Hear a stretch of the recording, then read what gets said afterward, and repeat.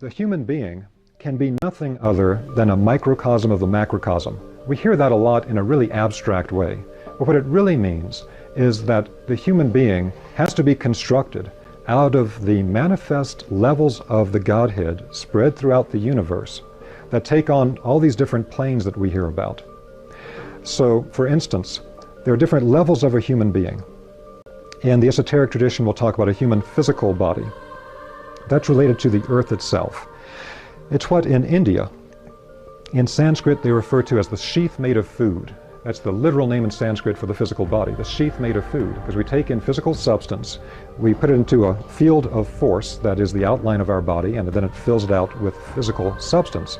So the physical body is of the same nature as the earth. We draw the substance from the earth, we give it back at death. Then we have the level of life energy, that's called chi, ki, prana in the East, or the etheric in the West, from the Greek term for life energy.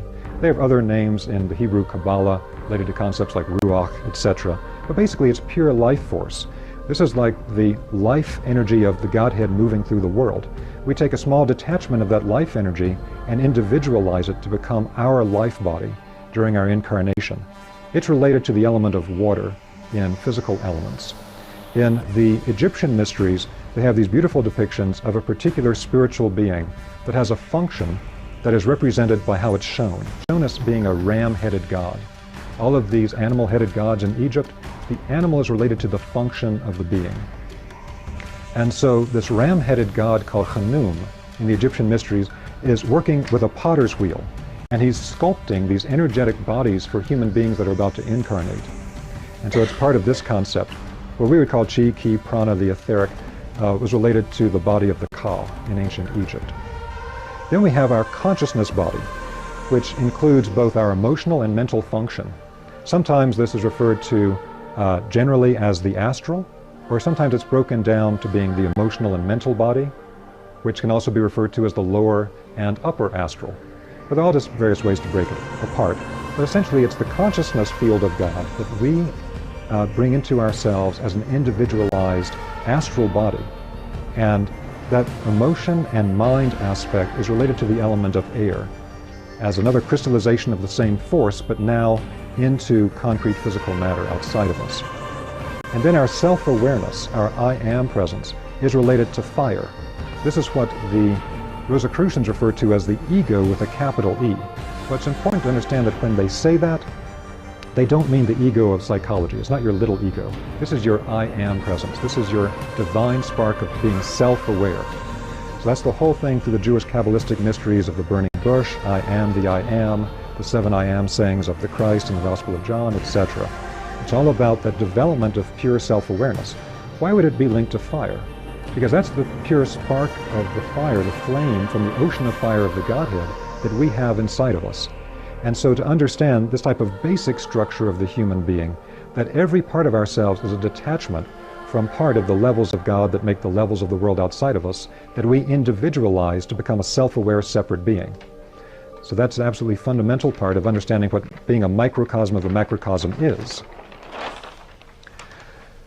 So then when we go through a process of initiation, initiation is really a process of becoming aware of who am I, why am I here, where do I come from, and how do I develop a process by which I can become more self-aware and accelerate my process of development. Along the path of initiation, as you begin to understand processes other people don't understand, there can be the temptation to use that knowledge to manipulate other people, or to manipulate all types of things.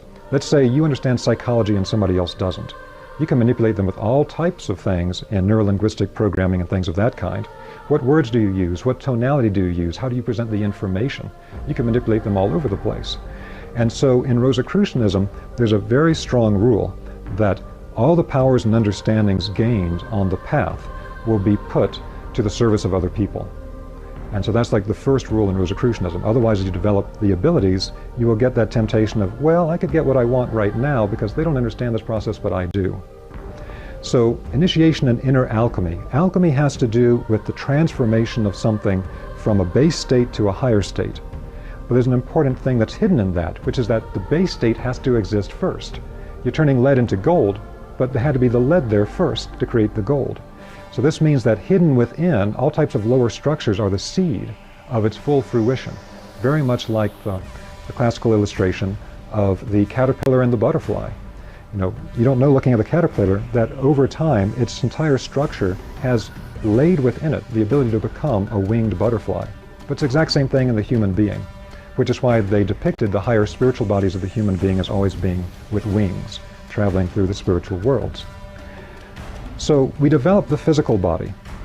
We develop the body of life force. We develop our consciousness. But then we come to the point of developing our self-awareness, the I am presence. And that's where we are today. Human beings have developed this, and now we're at this critical point of developing the I am self-awareness, which the Rosicrucians see as being the true message of Christianity. The Rosicrucians see the whole issue of Jesus and Christ being a particular human being of Yeshua ben Joseph, a rabbi who had developed to the point of being able to actually unify himself energetically and in consciousness with the being of the Christ. Now, who is the Christ? It's related to what I referred to before in the Zoroastrian tradition with the Hura Mazdal, the aura of the sun, and the classical tradition of the sun god. Because it was understood in the ancient traditions this was not something pagan, in the detrimental way we use that term sometimes today in the West, but rather this had to do with the whole way that God manifests in the world. And so if we look at our local system, the solar system, everything moves around the sun. And the sun is the inexhaustible source of life in the solar system. It is light and it is heat.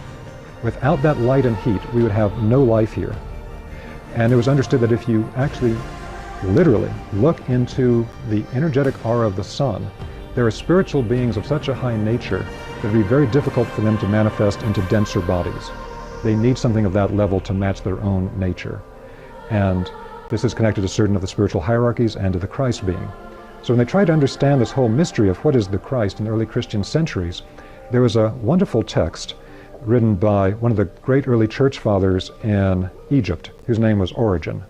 And Origen wrote a book called On First Principles. And in the book On First Principles, he gives a very simple and beautiful description of how can we understand what the Christ being is.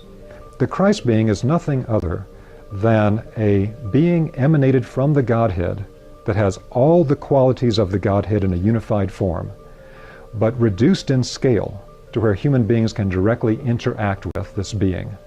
Because it was understood originally that the Godhead is everything. The Godhead is literally everything everywhere. But you take those qualities and you create a being that has that at the macrocosmic level, and that was understood to be the Christ being. And then the human being was actually the microcosm of that emanated Godhead. We are the crown of creation, etc. And so what this means in the early Christian centuries is they understood the Christ as being of the exact same nature as the human being. The Christ is almost a kind of oversoul of all human beings at the macrocosmic level. We all connect to the Christ being. And one of the things that Rosicrucians lament is that this impulse came in from lower states of consciousness trying to understand the teachings in Christianity that then somehow made Christianity something that was a separate sect, separate from other sects, which was not the initial concept. The initial concept is that the Christ being is the actual higher consciousness aspect that is a living being at a higher macrocosmic level that every human being is connected to. It's not something for one particular set-aside group of people. Some might be more conscious of it than others, but from the perspective of a Rosicrucian, you can find people that are more deeply connected to Christ than someone that says they're Christian, who are Buddhist, Hindus, whatever. It has to do with their illumination of consciousness and what they're resonant with. And so it's a thing of this actual manifestation of the Godhead at a higher level that has all the qualities of the Godhead so we can interact with it, reduced in scale.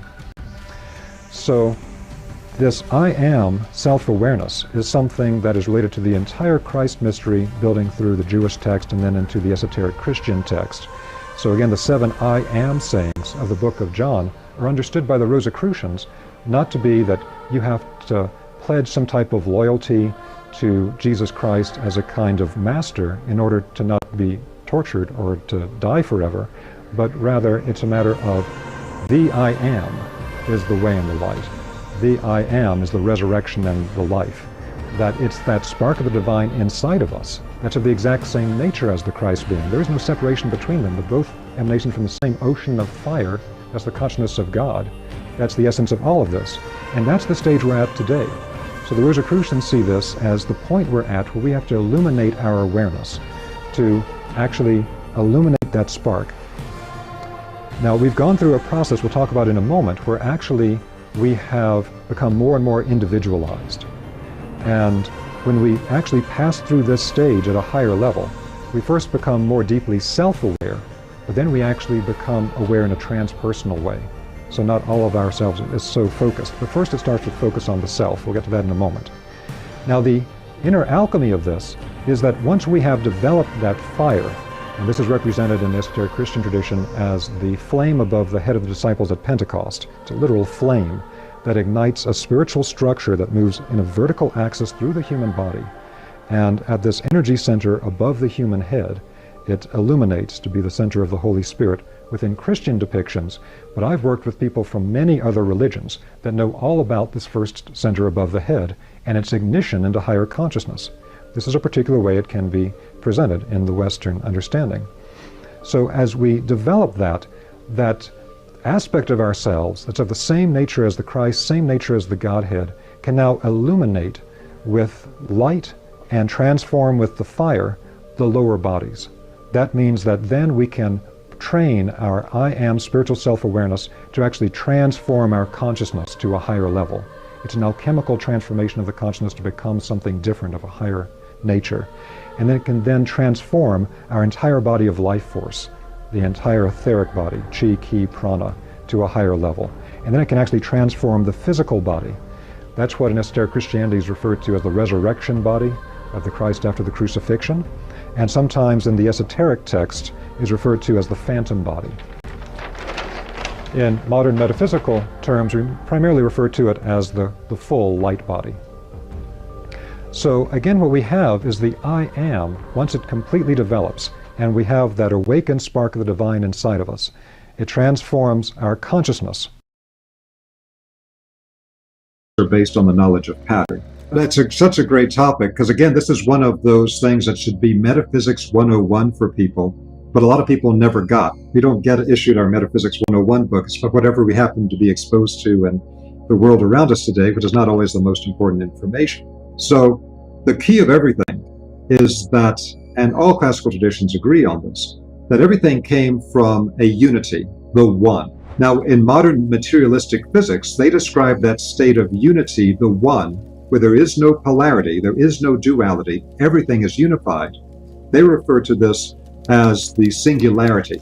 That singularity, according to physics, that unified state, which they don't understand anything about, they admit, is the source of all creation, because that unity, the one, split into polarity, the two.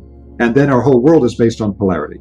Positive and negative charges with the electron and the proton. Positive and negative charges in electricity and magnetism. The opposites attract and the same repel. That's a universal principle that you'll see anytime you get a bar magnet, try to put the two similar poles together. They repel each other. You can feel something feels like a gelatinous force field pushing them apart. And you get the two opposite poles, and you can't keep them apart. They want to be together. So what polarity does is it allows things to be separate, but energetically moving with each other, energetically affecting each other. That allows evolution. That allows dynamic development. Evolution as a spiritual being is only possible in a polarized world, in the school of hard knocks, here on the physical plane. And that's why we're sent here to a polarized world. Otherwise, we often, when we're suffering in the physical world, say, I just want to be back, in that blissful unity state that I came from, that we all subconsciously know exists and we subconsciously yearn for, and then sometimes dysfunctionally try to attain through things like opiates or things that put us in that state but destroy our physical lives. But we have a subconscious yearning for it, and that yearning can sometimes be addictive. We have to understand the reason for being here on the physical plane, or for actually having the internal fortitude to grapple with the polarized world, where we may suffer and we may not get what we want, but it's part of developing to a higher level than we were before. So everything is polarized, everything is split here. And so when the ancient knowledge of energy science from the old traditions got lost, it was reclaimed to begin with by French researchers in the early 1900s.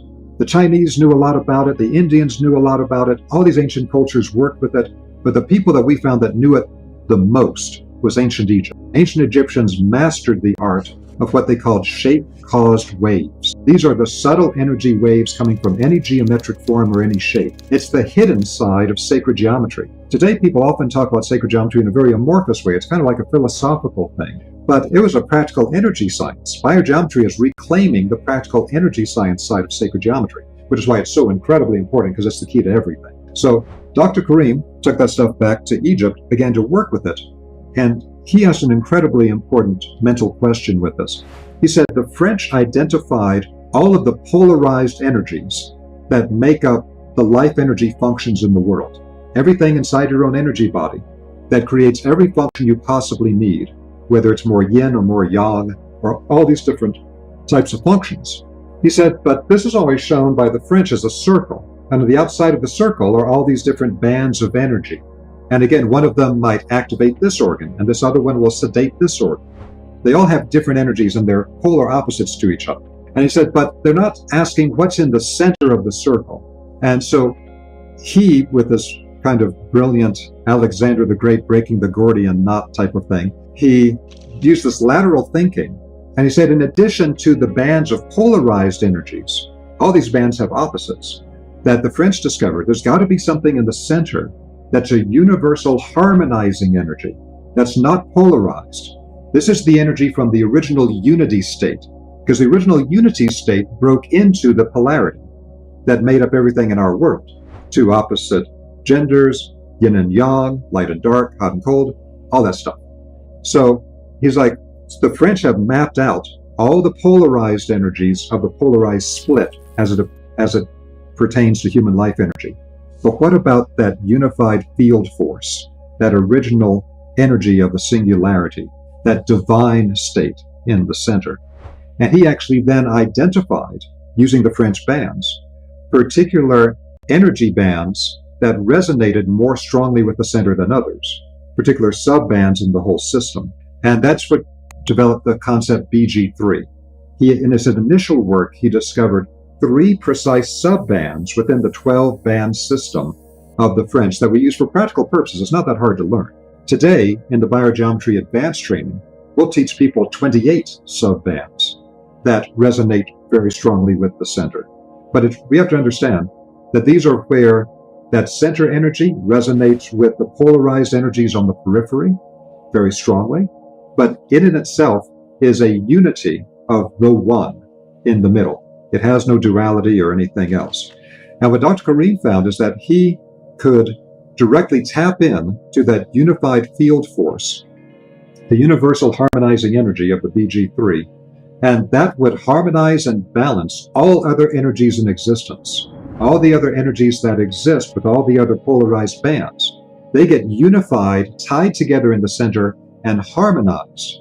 To harmonize all these different energies we have in our body and energy field, without the harmonizing force, everything just becomes chaos, and it just tears apart at every level of creation, including in the human body.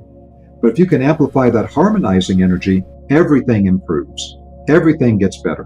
It's the universal donor. That harmonizing energy of the BG3 is the only energy in existence, which comes from the divine plane, the original unity, that you cannot overdose on. So he created then, Dr. Karim created an entire system of biogeometry. This concept from the French of the shape-caused waves, where geometric forms emit particular energies of the bands, or if you know how to modify them, can actually emit the energy of that harmonizing universal field force, which Dr. Karim figured out how to do, and created the entire system of biogeometry. So biogeometry is about the effect of shape-caused waves and geometric energies on life forces.